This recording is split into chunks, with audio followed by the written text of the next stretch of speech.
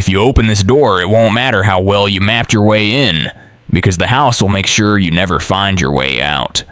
Welcome back to Haunted Real Estate. This is episode 2. Tonight's story takes us to Ocean Grove, New Jersey, a quiet coastal town where history clings to the porches and silence settles heavier than sea mist. Behind the painted siding of house number 112 is a place that stood longer than it should have not, because of strong foundations or historic preservation, but because something inside refuses to let go. They say the rooms in this house don't stay where you leave them. The halls stretch. The doors forget what they used to open to. And the longer you try to measure the house, the more it begins to measure you. Some call it cursed. Others say it was never built the way it looks. But everyone who has stepped inside agrees on one thing: the map is always wrong. You don't have to believe any of that. You just need to understand one simple truth. Some houses are built from more than wood and brick. They're made of memory, of intent. And sometimes those intentions don't want to let you go. So before we begin, take a breath. Let the quiet around you settle. If there's something heavy on your shoulders tonight, leave it outside. Because once we step into 112 Ocean Grove, we're not coming back the same. Caleb Marsh didn't believe in haunted houses, but he did believe in bad architecture. And when he received the original floor plan of 112 Ocean Grove, he didn't hesitate to take the contract. The house had been on and off the market for almost 12 years, with 3 failed attempts at renovation and 2 documented incidents of survey teams walking off the job halfway through and refusing to return. The brief was simple enough: map the interior, thoroughly produce a digital floor plan, and assess the house's structure for boutique development. It was the kind of work Caleb had done for nearly a decade. He didn't care about old rumors or whispered warnings. All he wanted was the chance to work alone without distractions and the paycheck that came with it. He arrived just after noon. The sky over Ocean Grove, a flat gray that blended seamlessly into the quiet street. The house stood at the end of a narrow lane, slightly raised above street level, with a wraparound porch and warped wooden steps. The siding had been painted pale yellow at some point, but was now faded to the color of dry corn husk. There were no broken windows, no obvious signs of disrepair, just something subtle in its posture that suggested it had been standing still for far too long, like a person who never blinked. Inside, the air was cold and dry, the kind of preserved stillness found in houses that had not truly been entered in years. It didn't smell rotten or abandoned, but rather unwelcoming, as if the house held its breath the moment you stepped in and waited for you to do something wrong. Caleb started with the front foyer, setting down his bag and pulling out his laser scanner clipboard and a folded copy of the 1911 floor plan. For the first few hours, everything matched. The front room was exactly 13 by 17 feet as the plan showed. The stairway to the second floor was narrow but correctly placed. The dining room and sitting room beyond were tight but logical. There was no electricity, but the sunlight through the sheer curtains was enough to work by. He made careful notes, measured each wall, and sketched adjustments in pencil. The only discrepancy came when he returned to the foyer an hour later and found the coat closet door was no longer flush with the wall. It now jutted out at an angle just slightly enough to notice, but unmistakable. He opened it and found nothing but an empty space, no deeper than before, but colder inside than the rest of the house. Brushing it off as swelling or shifting, he continued working. When the sun dipped below the rooftops, he lit a small lantern and moved to the kitchen. It was here that things began to slide, not in any obvious way, at first just wrongness. The pantry door was on the left side of the fridge when he entered, but when he turned back, it was now on the right. He stood there blinking, recalculating, then pulled out the floor plan. The layout was fixed. The pantry was marked on the left.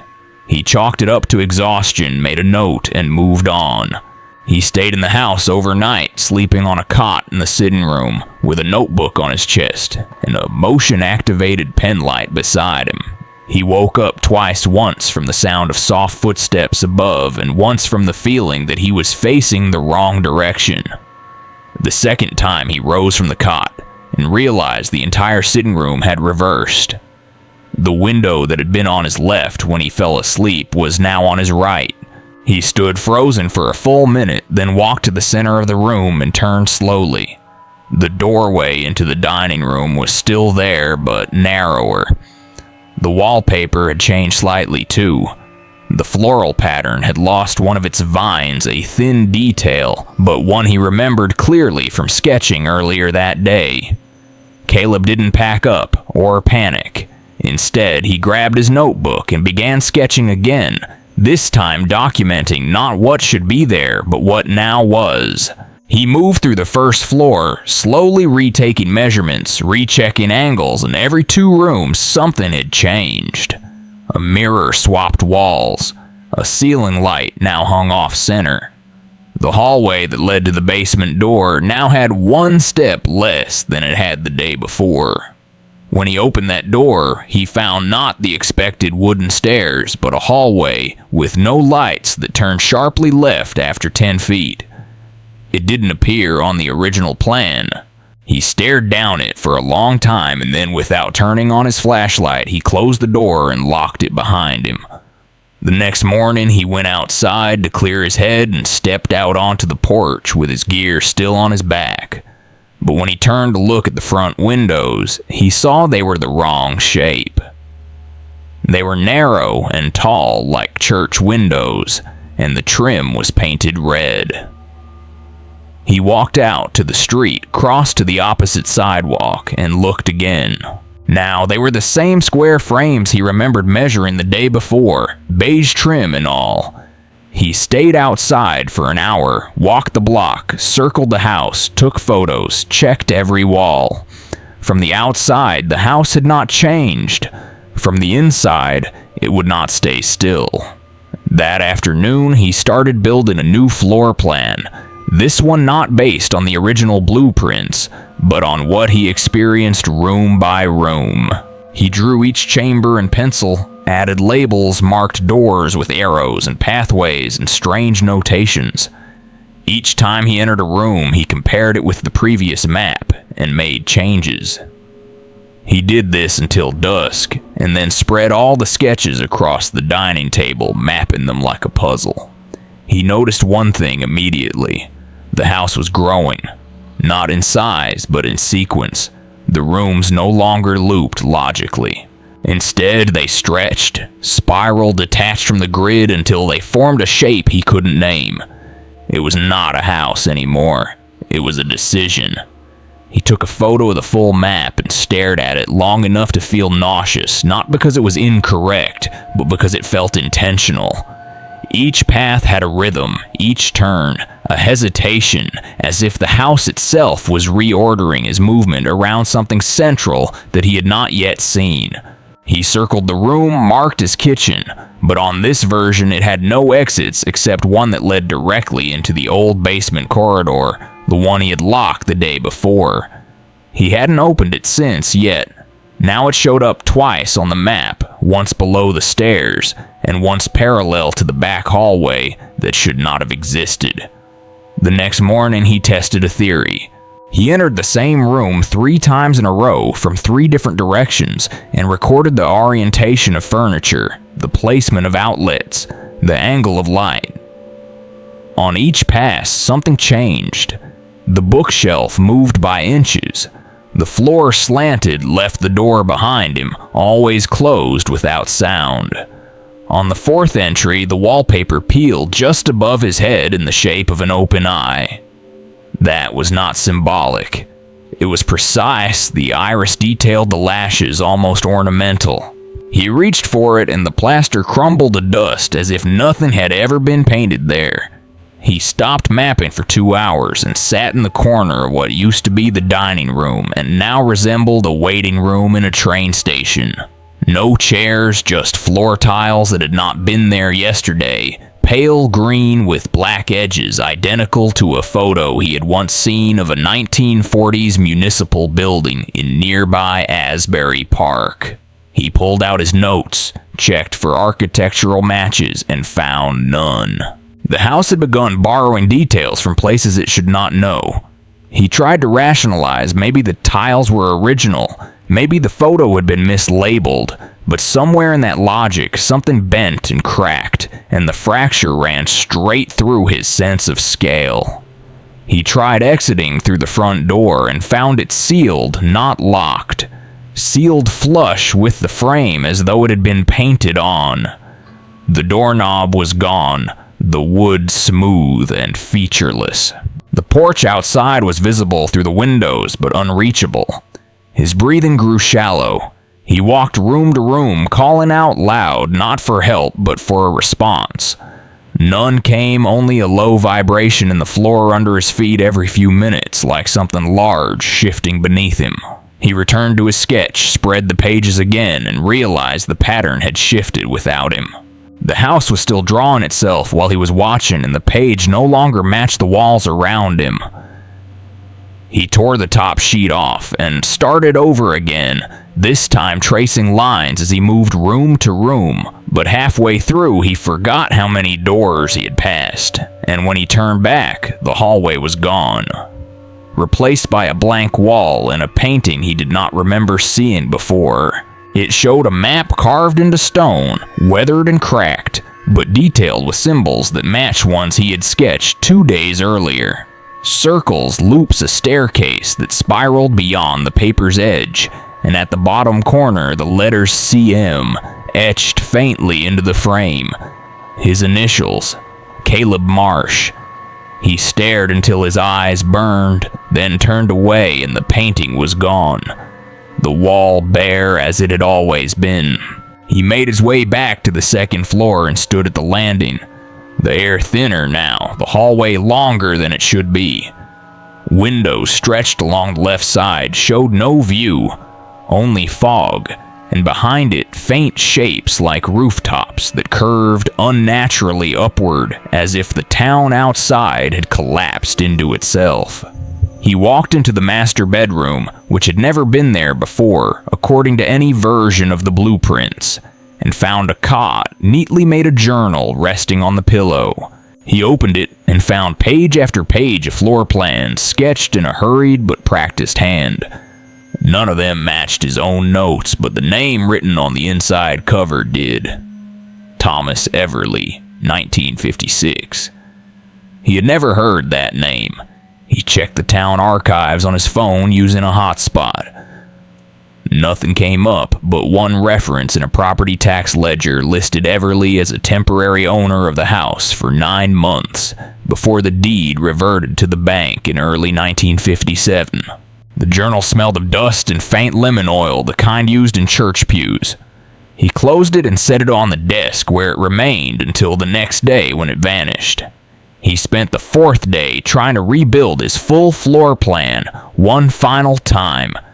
This time on a single continuous sheet, a 6-foot length of butcher paper. He pieced it together room by room, working from memory checking twice, and when he had drawn the final line, he stepped back and stared. What he saw made no architectural sense, but it formed something else, something that resembled a symbol with radial symmetry, like a compass overlaid on itself.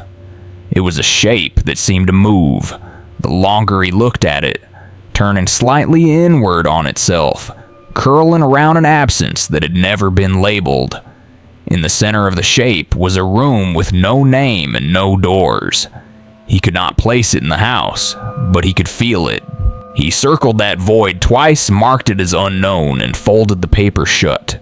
The following morning he returned to the room that had once been the kitchen, and found the same hallway door still closed and locked. He stood there listening. The floor under his feet was warm, not hot, not vibrating, but gently warm, like a hand resting beneath the boards. He unlocked the door slowly. It did not creak, it simply opened into darkness, and that darkness did not move. He shined his light in, and the beam bent slightly, not visibly, but in effect. The hallway narrowed in the distance, turning left after 15 feet, just like it had days ago. Only now, the floor was tiled in the same green and black from the Asbury building photo, and the walls were lined with faded blueprints tacked to the plaster as if someone had used it as a workspace. He stepped inside the air cooler, now the smell of chalk and paper strong, and behind him the door swung shut, not violently, not loudly, just decisively. And this time there was no handle on the inside. The hallway narrowed behind him, and Caleb walked without a plan, only instinct and momentum, his light dimmer now, though the battery showed full. The walls pressed close, with old nails sticking out like teeth, and the air tasted of chalk and copper.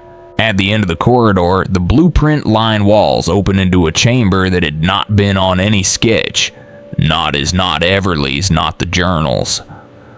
The room was circular, windowless, and smooth, with a low ceiling and no visible seams. The walls were marked in layered graphite drawings, etched over drawings lines overlapping in recursive spirals. In the center stood a table, not wood, but something darker and heavier, and spread across it was a single map, a clean version of the house drawn from a top-down view, symmetrical and perfect, not matching anything Caleb had ever recorded. His breath slowed. His thoughts wandered. There was no panic now, only a kind of hypnotic gravity. The room absorbed noise. His footsteps vanished on contact. He leaned over the map and saw that his initials, CM, were already written at the bottom right corner. He hadn't signed it, but it was his handwriting. He looked around, trying to place what had changed. The room was unfamiliar, yet full of his notes. On the walls were measurements he remembered taking but couldn't remember recording. He ran his fingers over one of the symbols, a looping staircase that he had never drawn.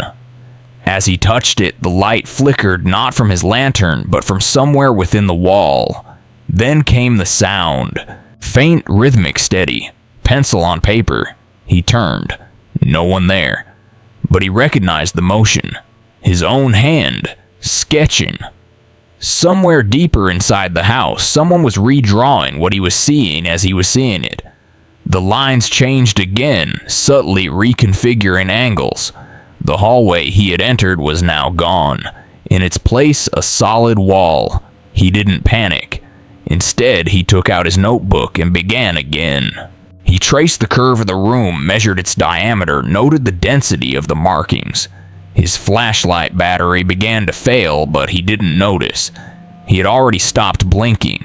When the light died completely, he continued drawing in the dark.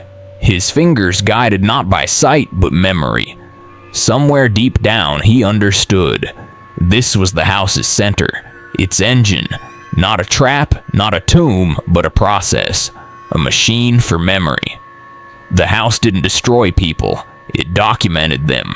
It recorded what they did, how they moved, what they drew, and then gave that script to the next.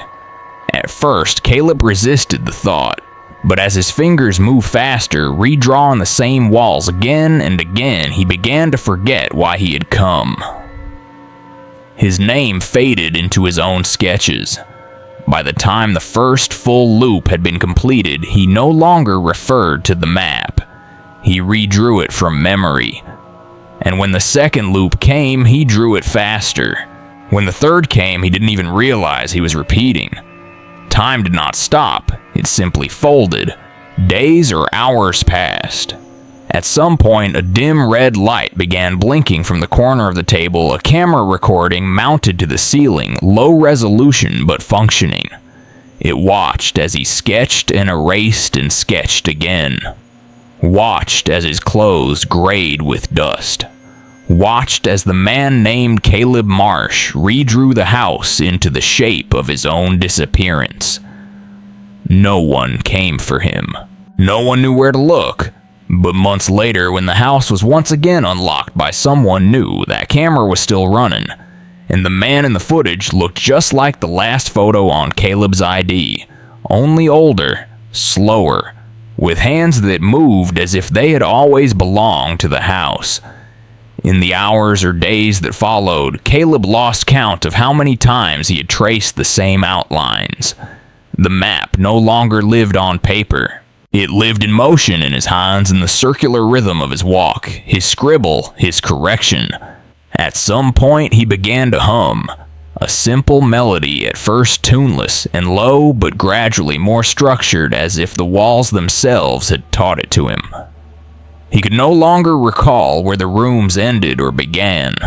He no longer noted details. He stopped measuring. He stopped questioning. The name Caleb faded like chalk in rain. He was not lost. He simply was. He existed in the rhythm of the house now. When he blinked, the lights flickered. When he paused to breathe, the house creaked with him. When he stepped across the same hall for the 7th time in a loop, he did not wonder why. He simply adjusted the angle of the sketch and drew again. In a moment of rare clarity, he looked up at the ceiling and saw not plaster but a surface layered in translucent sheets, hundreds, maybe thousands like film negatives, each etched with the movements of someone who had once stood where he stood. The names were initials, TEHLMS, AF, and now CM. He reached up. The ceiling flexed under his fingers, soft and cool. It gave slightly not in protest, but an invitation. He did not push. He smiled faintly like someone remembering a childhood song and returned to the desk. The camera in the corner blinked red. It did not judge. It only watched.